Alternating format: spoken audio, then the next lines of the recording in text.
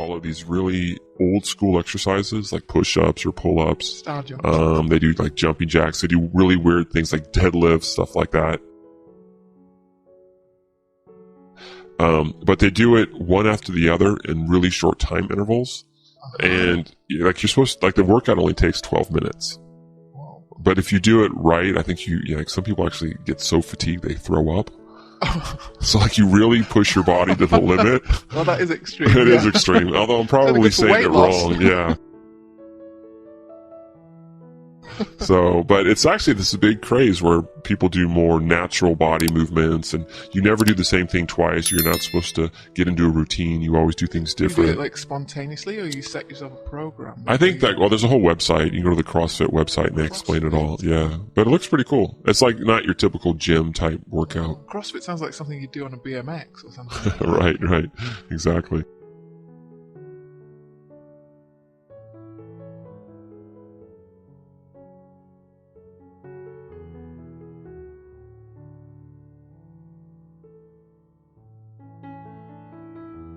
Well, actually, speaking of extreme sports, we're talking about extreme sports. Have you heard about ultra marathon? I'm reading a book right now that's about a tribe of ultra runners in Mexico, and I think it's going to come onto the subject of ultra marathons. Yeah, I mean, what does the book talk about? The book talks about this very old tribe who can run for days. Days? Yeah, and some of the members of this tribe are already in their 80s and 90s, and they scale mountains, and they have a very frugal diet. They run barefoot. Barefoot? They run barefoot. In the desert, on rocks? Desert. Yeah. Wow. And they are bought, like, they run they don't, as soon as they learn to walk, they're running, and they run their whole lives, and they run, like, 100 miles is just like a walk in the park to them. They just... That's insane. At very high speeds. I mean, do they have some secrets, some traditional secret? Well, yeah, they do. They're a very mystical tribe, and they're not that well known. The book's written by a journalist who investigates, and he records his story of how he gets to meet it. Just even finding them and meeting them is a huge ordeal in itself. Because, I mean, physiologically, it sounds like that's impossible. Like the human body can only run so far because it needs water, it needs food, it needs rest. I don't know. I think the part of the philosophy of the book is that we're limited by our belief in that, and that in fact this tribe don't have that belief, therefore they don't have those limits. They kind of surpass those limits simply by, they just do it. Nobody told them they couldn't, so they just did it. Nobody told them they needed a pair of $100 shoes in order to run. They just it's like it's a natural human thing, and it's like an atavistic thing. Wow. Humans, we can run down gazelle, we can run faster than horse. I mean, we can run further than horses, and these creatures that we think have Are you sure about ability. that? Absolutely, yeah. Really? Yeah. I've never heard that before. That's why, people who, it's quite dangerous to run with a dog, for example. People who run and take the dogs, because dogs can't run as far as humans. Really? Yeah, and dogs can't sweat. Humans can run and run and run for days. That's how they killed prey when we were in the caves. They just never gave up. You can outrun an antelope, because antelope can only have short, sharp bursts of speed, but a pack of humans can run down any animal on the planet. Well, that's good to know. If I ever need to kill an antelope. Well, yeah, obviously you can't just, stick your shoes on and set off and... Wow. Good stuff, though. So, but would you like to try it someday? Try one of these ultra marathons? I think it's good to have a goal, but I like training for these kind of things. An ultramarathon, mentally, I don't know I have that ability to run for that far and that long. I'd like to have. I'd like to try and develop that stamina. Yeah. I think maybe in my younger days, but no, I don't. Or another life, but I'm going to pass. I think that running actually requires a lot of maturity. So the older you get, the better you are at running, because you give up on stuff when you're young, and your brain's quite, you can't concentrate. You learn concentration and discipline, and they come with age and maturity. So I think we get better runners as we get older. That's what I'm banking on, anyway. Yeah, me too. So I got that on my side.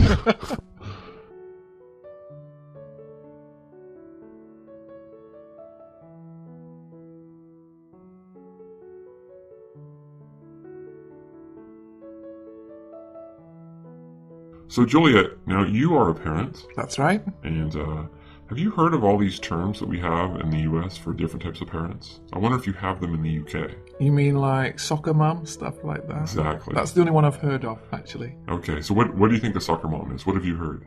My image is a mother who dedicates her time to running her kids to and from soccer practice. Is that right? And also Right. drives a big vehicle. My image is like a big SUV or a big 4-wheel drive.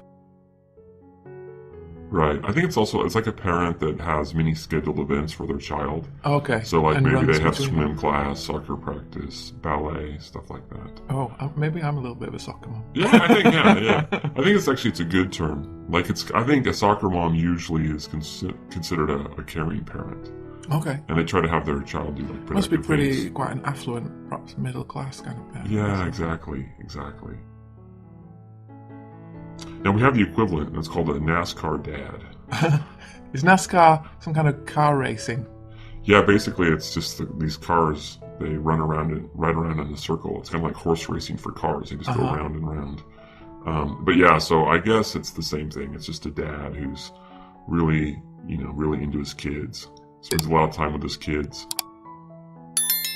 Would this be a stay-at-home dad, like a? No. It's just kind of like a good old boy father, like a dad who's kind of blue collar, not rich. Maybe lower middle class, maybe, but just kind of like your typical TV sitcom dad, I guess.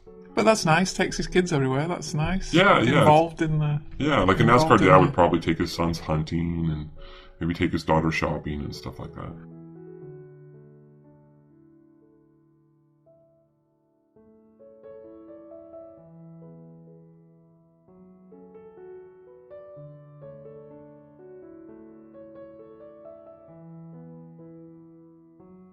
Now there's a couple that are not as nice. They can be positive or negative. Like, for example, a helicopter parent.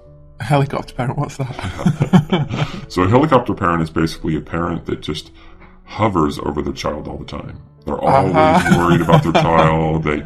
They follow them everywhere. They want to know what they're doing at all times, and they just worry a lot. They're so worried. That sounds very stressful. Yeah. As a parent. They're always worried their child's going to get hurt or something, or that they just are just overprotective, I guess. So are you a helicopter parent? No, I don't think so. No. I'm very happy for my daughter to have independence. So. Yeah, that's good. Yeah. That's good. So you don't, like, if she goes outside for a few minutes, or if she's, you hear some clanging in the next room, you don't go rushing over. No. I wait for the tears before I go over. Smart. Then recently, because of a very popular book we have, it's called A Tiger Mom. A tiger mom. Yeah, a tiger mom. Sounds cool. Is it a positive term or is it? It is kind of. It actually comes. The tiger, I think, comes from the Asian reference. It's like for an Asian mother, and it's basically really strict, really driven. Like really push your kids, make them study hard, demand good grades, demand that they do extracurricular activities, really push them to have high-paying careers or successful careers, do well academically, stuff like that.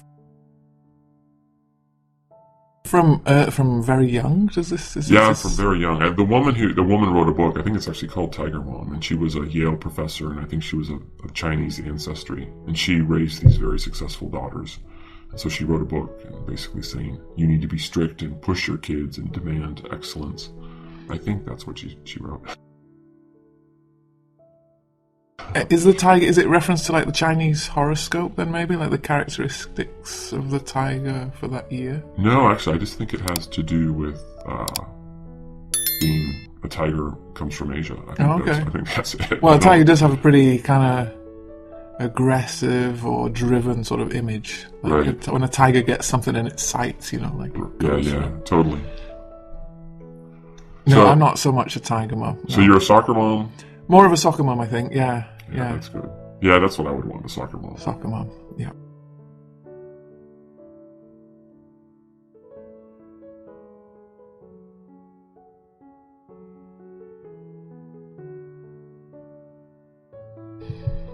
So Julia, let's talk about types of people. Okay.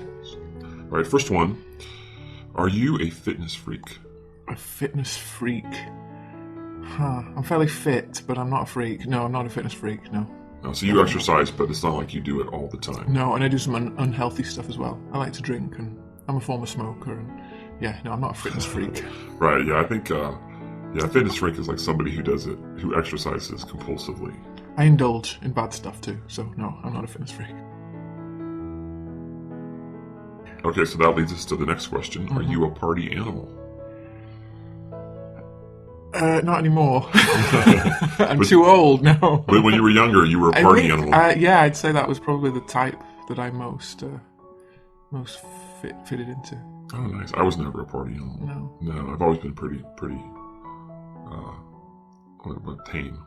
I've always been pretty tame. Yeah, I was pretty wild when really? I was younger. Yeah. So you used to drink, smoke, stay up late. Yeah, all that and more. Yeah. Come home in the wee hours of the morning. Oh yeah. Oh, nice. That's cool. Okay, next one would be, do you know anybody in your family who's a couch potato? Couch potato. Because I know that you're not a couch potato. I'm not a couch potato, no. My brother sometimes demonstrates couch potato traits. Yeah. He likes to play video games and stuff like that, and he'll spend a lot of time watching movies, and so he does spend a lot of time sedentary. Compared to me, he makes me look like a fitness freak, I guess, because he doesn't do so much exercise. Right. And so for people listening, the couch potato is somebody who watches a lot of TV and sits on the couch. Spends a lot of time on the couch, yeah. Well, how about the similar personality trait of the bookworm? Are you a bookworm? A bookworm? No, but I think my husband's probably a bookworm. Yeah. So he spends a lot of time reading books. He reads very fast, so he gets through a lot of books. He's a speed reader. He's just a very fast reader, and he has to read he has to have a book with him all the time. He cannot, a waiting room or on a train or any situation where you've just got to sit around, he cannot do it if he doesn't have a book. Yeah, I live alone, and that's a terrible trait that I have. I cannot sit and eat and just eat without something to occupy my attention. I have to read, or I have to be like watching something on the computer.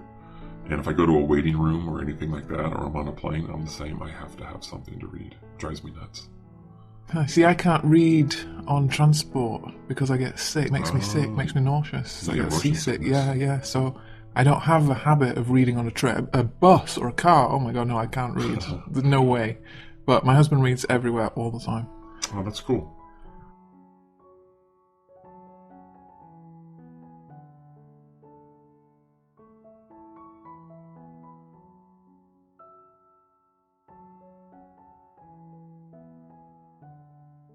Okay, Julia, we're talking about types of people. Mm-hmm. We have some more that we can discuss. So the next one is worrywart. Are you a worrywart? I guess when it comes to some things, maybe, yeah. Like sometimes I get insomnia, and I know it's because my brain is worrying about stuff. Or you just can't let it go. Yeah, which is kind of why I took up yoga, meditation, because just calming down those thoughts that are just going crazy around in your head. Mm-hmm. So I would be a worrywart if it wasn't for my yoga practice. I think the yoga helps me keep my mind calm. Oh, cool. But I have that natural tendency, I think. Okay, so what about things around the house? Are you a clean freak? No. No, I am messy.